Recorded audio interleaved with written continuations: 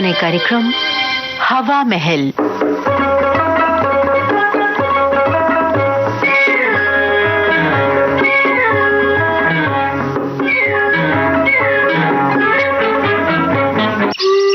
हवा महल में आज हमारी श्रृंखला सुनो कहानी।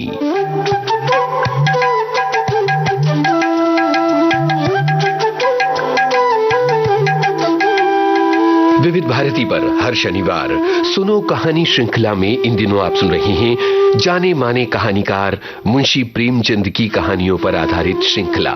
आज सुनिए ममता सिंह के स्वर में मुंशी प्रेमचंद की कहानी मिस पद्मा। प्रस्तुति विजय दीपक छिब्बर की। कानून में अच्छी सफलता प्राप्त कर लेने के बाद मिस पद्मा को एक नया अनुभव हुआ। वो था जीवन का सूनापन। विवाह को उन्होंने एक अप्राकृतिक बंधन समझा था और निश्चय कर लिया था कि स्वतंत्र रहकर जीवन का उपभोग करूंगी। एमए की डिग्री ली, फिर कानून पास किया और प्रैक्टिस शुरू कर दी। रूपवती थी, युवती थी, मृदुभाषिणी थी और प्रतिभाशालिनी भी। मार्ग में कोई बाधा न थी। देखते देखते वो अपने साथी नौजवान मर्द वकीलों को पीछे छोड़कर आगे निकल गई और अब उसकी आमदनी कभी कभी 1000 से भी ऊपर बढ़ जाती। जीवन को सुखी बनाने के लिए किसी व्यसन की जरूरत को वो खूब समझती थी। उसने फूल और पौधे लगाने का व्यसन पाल लिया था। तरह तरह के बीज और पौधे मंगाती और उन्हें उगते बढ़ते फूलते फलते देखकर खुश होती, मगर फिर भी जीवन में सूनेपन का अनुभव होता रहता था। ये बात न थी उसे पुरुषों से विरक्ति हो, नहीं, उसके प्रेमियों की कमी नहीं थी।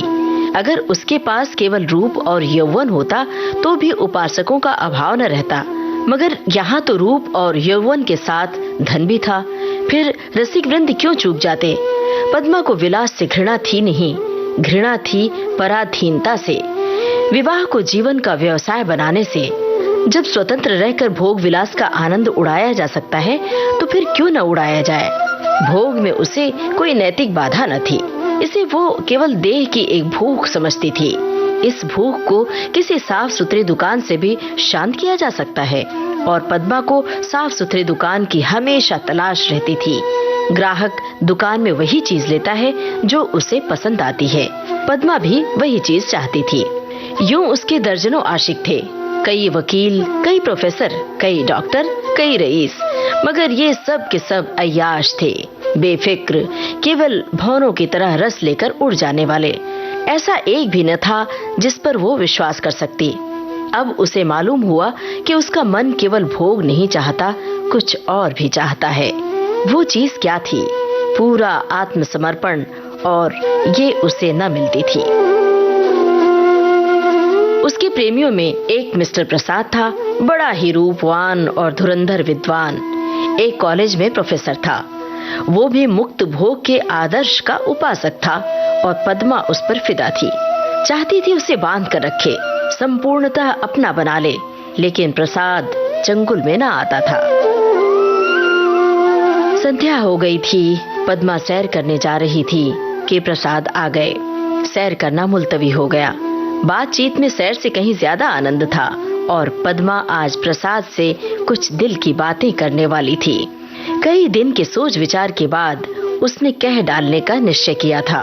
उसने प्रसाद की नशीली आंखों से आंखें मिलाकर कहा, तुम यहीं मेरे बंगले में आकर क्यों नहीं रहते? प्रसाद ने कुटिल विनोद के साथ कहा, नतीजा ये होगा कि 2-4 महीने में ये मुलाकात भी बंद हो जाएगी। मेरी समझ में नहीं आया, तुम्हारा आशय क्या है? आशय वही है जो मैं कह रहा हूं। आखिर क्यों? मैं अपनी स्वतंत्रता न खोना चाहूंगा, तुम अपनी स्वतंत्रता न खोना चाहोगी। तुम्हारे पास तुम्हारे आशिक आएंगे, मुझे जलन होगी। मेरे पास मेरी प्रेमिकाएं आएंगी, तुम्हें जलन होगी। मनमुटाव होगा, फिर वैमनस्य होगा और तुम मुझे घर से निकाल दोगी। घर तुम्हारा ही है, मुझे बुरा लगेगा ही, फिर ये मैत्री कैसे निभेगी? दोनों कई मिनट तक मौन रहे। प्रसाद ने परिस्थिति को इतना स्पष्ट, बेलाग, लठमार शब्दों में खोल कर रख दिया था कि कुछ कहने की जगह न मिलती थी। आखिर प्रसाद ही को नुक्ता सूझा। बोला, जब तक हम दोनों ये प्रतिज्ञा न कर लें कि आज से मैं तुम्हारा हूं और तुम मेरी हो, तब तक एक साथ निर्वाह नहीं हो सकता। तुम ये प्रतिज्ञा करोगे? पहले तुम बतलाओ। मैं करूंगी तो मैं भी करूंगा, मगर एक बात के सिवा मैं और सभी बातों में स्वतंत्र रहूंगी, और मैं भी इस एक बात के सिवा हर बात में स्वतंत्र रहूंगा। मंजूर, मंजूर। तो कब से? जब से तुम कहो। मैं तो कहती हूं कल ही से। तय। लेकिन अगर तुमने इसके विरुद्ध आचरण किया तो? और तुमने किया तो? तुम मुझे घर से निकाल सकती हो, लेकिन मैं तुम्हें क्या सजा दूंगा? तुम मुझे त्याग देना, और क्या करोगे? जी नहीं, तब इतने से चित्त को शांति न मिलेगी। तब मैं चाहूंगा तुम्हें जलील करना, बल्कि तुम्हारी हत्या करना। हत्या। तुम बड़े निर्दयी हो प्रसाद। जब तक हम दोनों स्वाधीन हैं, हमें किसी को कुछ कहने का हक नहीं, लेकिन एक बार प्रतिज्ञा में बंध जाने के बाद फिर न मैं उसकी अवज्ञा सह सकूंगा और न तुम सह सकोगी। तुम्हारे पास दंड का साधन है, मेरे पास नहीं है। कानून मुझे कोई भी अधिकार नहीं देगा। मैं तो केवल अपने पशुबल से प्रतिज्ञा का पालन करवाऊंगा, और तुम्हारे इतने नौकरों के सामने मैं अकेला क्या कर सकूंगा? तुम तो चित्र का श्याम पक्ष ही देखते हो। जब मैं तुम्हारी हो रही हूं तो ये मकान, नौकर चाकर और जायदाद सब कुछ तुम्हारा है।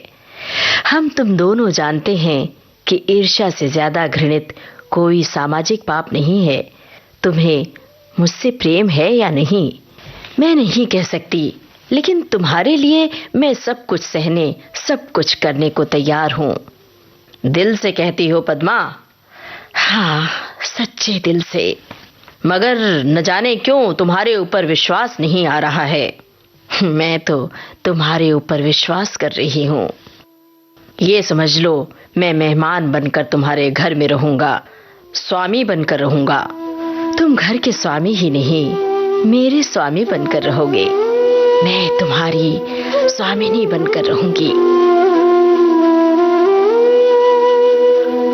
प्रोफेसर प्रसाद और मिस पद्मा दोनों साथ रहते हैं और प्रसन्न हैं। प्रसाद को केवल 200 रुपए वेतन मिलता है, मगर अब वो अपनी आमदनी का दुगुना भी खर्च कर दे तो परवाह नहीं। अब उसके लिए अपनी कार है, अलग अपने नौकर हैं, तरह तरह की बहुमूल्य चीजें मंगवाता रहता है, और पद्मा बड़े हर्ष से उसकी सारी फिजूल खर्चियों को बर्दाश्त करती रहती है। नहीं बर्दाश्त करने का प्रश्न ही नहीं। वो खुद उसे अच्छे से अच्छे सूट पहनाकर, अच्छे से अच्छे ठाठ में रखकर प्रसन्न होती है, और पद्मा जितना ही उससे दबती है, प्रसाद उतना ही उसे दबाता है।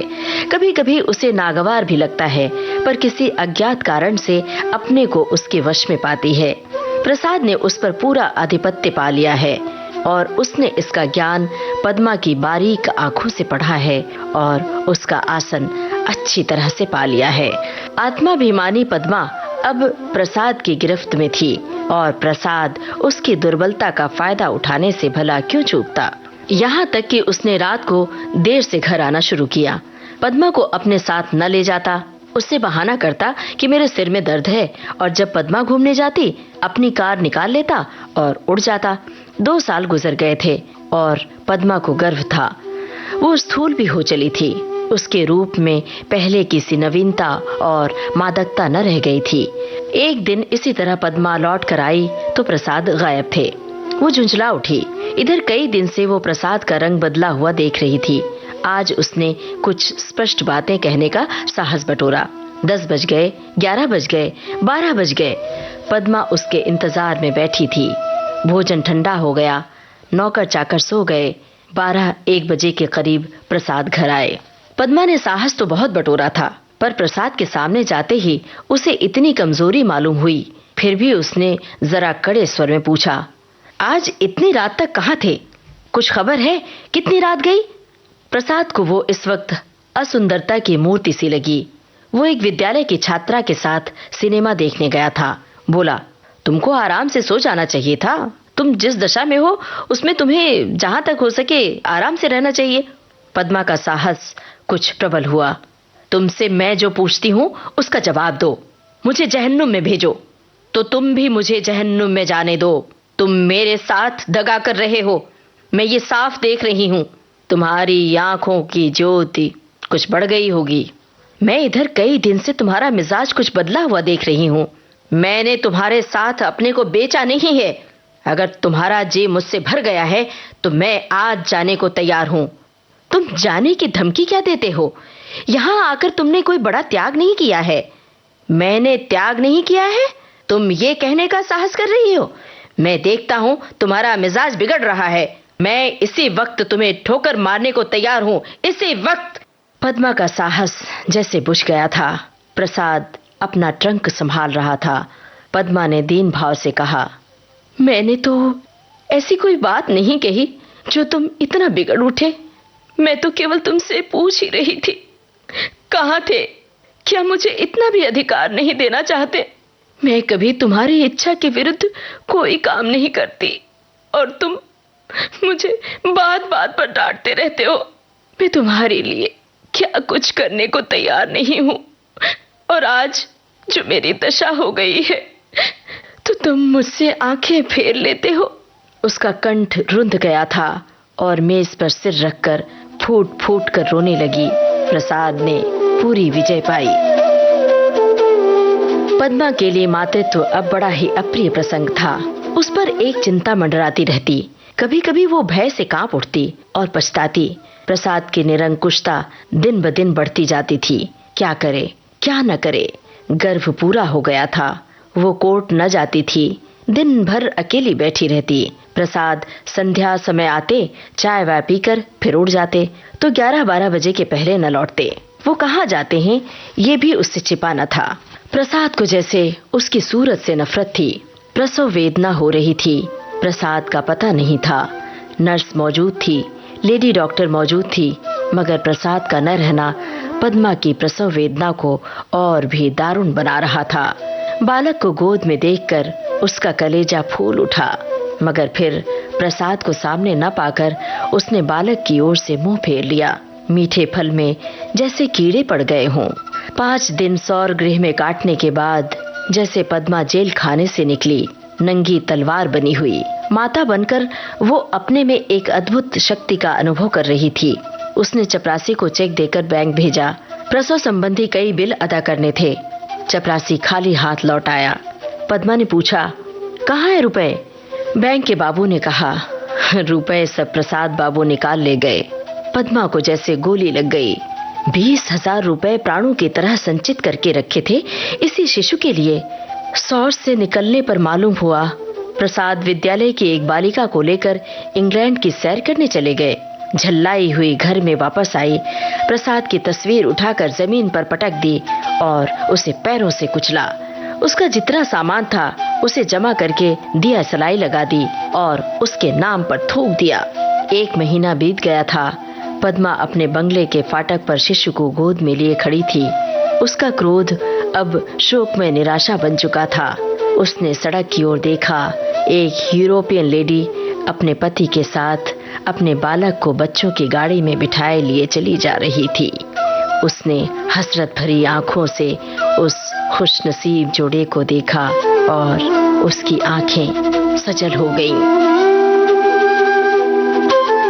इस कहानी का मूल स्रोत अज्ञात। उर्दू कहानी संग्रह ज़ादे राह, प्रथम संस्करण 1936 में संकलित। हिंदी रूप मानसरोवर भाग 2 में संकलित। ये थी मुंशी प्रेमचंद की कहानी मिस पद्मा। वाचक स्वर था ममता सिंह का। प्रस्तुति विजय दीपक छिब्बर की। सुनो कहानी।